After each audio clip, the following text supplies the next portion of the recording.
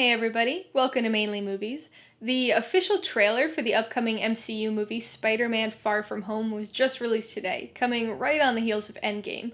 This is supposed to be the final movie in Phase 3 of the MCU, and, at least based on the current information available, appears to take place after Endgame. A few days ago, word got out that this new trailer was supposed to have some pretty significant Endgame spoilers, so I do want to warn everybody watching that there will likely be spoilers in the trailer as well as in my response and discussion after the trailer. If you still haven't seen Endgame, you'll probably want to steer clear of this trailer and go watch that movie as soon as possible. That being said, after I saw Endgame a few weeks ago, I went back and rewatched the teaser trailer for this movie, and with the new knowledge that I had, it really reframed this movie into something different. It took on a more emotional edge, and I'm really curious to see where the plot goes, taking into account all of the events of Endgame. So, let's check it out.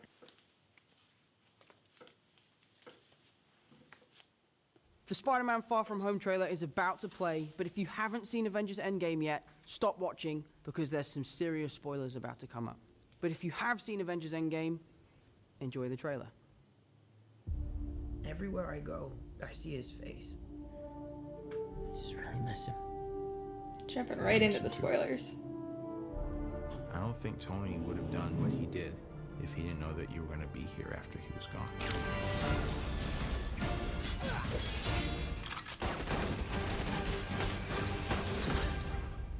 You gonna be the next Iron Man now? Well, no, I don't have time. I'm too busy doing your jobs.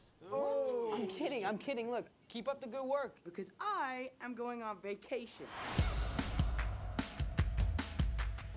Heads up, Nick Fury's calling you. I don't really want to talk to Nick Answer Fury. the phone. Why? Because if you don't talk to him, then I have to talk to him. I don't want to talk to him. You sent Nick Fury to voicemail? I gotta go. You do not ghost Nick Fury. What up, dorks? What's up? We're just talking about the trip. I'm here in St. Marco Polo's. Oh, I think MJ really likes me. That reminds me when I first fell in love. You're a very difficult person to contact, Spider-Man. This is Mr. Beck. We could have used someone like you on my world. Your world, Beck, is from Earth, just not ours. The snap to our Oh. world in our dimension. Multiverse? Multiverse? We have a job to do, and you're coming with us. There's gotta be someone else you can use. What about Thor? Off-world. Captain Marvel. Unavailable. But I'm just a friendly neighborhood Spider-Man. Bitch, please, you've been to space. What do you want, Peter?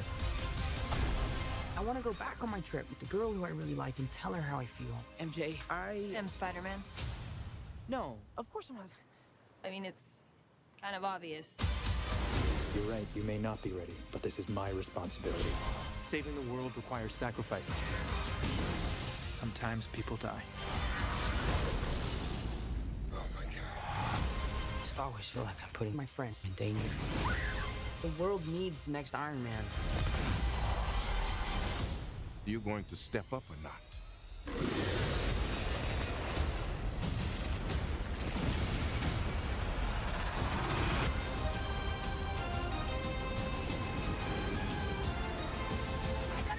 Out of here! Get on the jet! Who are you? I work with Spider-Man. You work for Spider-Man? I work with Spider-Man, not for Spider-Man. New plan.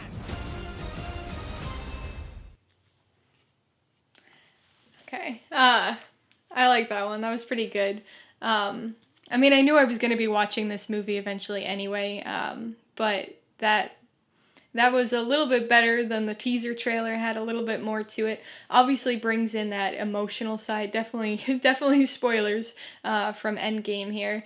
So having that more emotional take regarding the loss of Iron Man and his death there, and really having Peter step up and have to take on a more significant role, perhaps with the Avengers, but seemingly just at least on his own right now. Maybe he'll step into more of an important or even possibly leadership role in the Avengers at some point. But I think the big takeaway from this, besides the emotional side, is the multiverse. That that was something that I thought could potentially come about after seeing Endgame.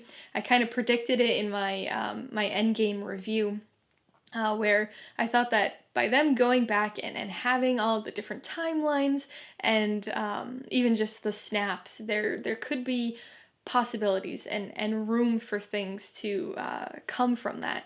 And so I think this gives them pretty much almost free range when it comes to phase 4 here of what they want to do. They could potentially bring back people. Again, I don't think they're necessarily going to do that or that they necessarily should, but that's a possibility, I suppose. But I think this also gives them the opportunity to bring in characters that they haven't had yet. Major Marvel characters that we haven't seen as part of the MCU. Other Spider-Man characters, Spider-Man villains, things like Venom, but even like the Fantastic Four or the X-Men, right? The X-Men have got to be coming in at some point. And so this could provide that opportunity. I think the setup here is interesting because having Mysterio, Jake Gyllenhaal looks very cool. Seems like he's going to do a good job with that character. But he's supposed to be a villain, right? And so the fact that they're bringing him in, perhaps not realizing that he's a villain at this point, is an interesting take on it. It also opens up more possibilities, right, of what we're seeing in this trailer perhaps not being what's actually happening, right? We're seeing all this destruction in the city, but there's a good chance that might be in one of the other universes, right, of this multiverse. And so we'll see how that that pans out, if Peter goes to any of these other places or if his friends get transported to one of these places.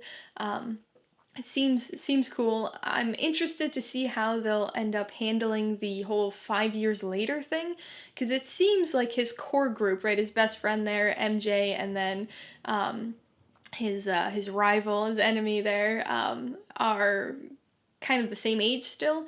So the chances are more than likely that they all got snapped, which I guess isn't that far-fetched. But I imagine there's going to be people in his grade, certainly, that didn't get snapped, right, that are 5 years older, that are now going to be out of the picture. And so it'll be interesting if they go into that very much, because I'm kind of curious what's going to go on regarding that. But this looks very good. The action looks very intense, very cool looking. Spider-Man's suit, he still has, at least in the beginning with that funny interaction with the police officers, he's got the iron suit, the one that kind of Iron Man gave to him towards the end of Infinity War, or I guess the beginning of Infinity War. But he has the black one, right? So it seems like that's going to be the stealth suit, and it looks cool. So I'm very intrigued by this. I was already interested in seeing it, but this makes me a little bit more excited, especially for the future of the MCU, because this opens up so many, pretty much infinite possibilities if you're taking into account the multiverse. So apparently multiple universes in Spider-Man is like big recently, right? Between this and Spider-Man Into the Spider-Verse, we've got all sorts of multiverse things going on. But I think it's going to pan out. I think it's going to be pretty cool to see. So that's my take on the trailer. What did you think of it? Be sure to leave your thoughts down in the comments below, because I'm really curious to see where you guys think the future of the MCU is headed, right? Where you think Phase 4 is going to go after the setup that this movie is going to be for that.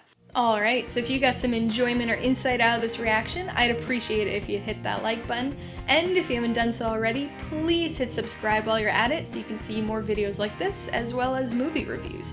Till next time, this has been Alyssa with Mainly Movies, the way life should be.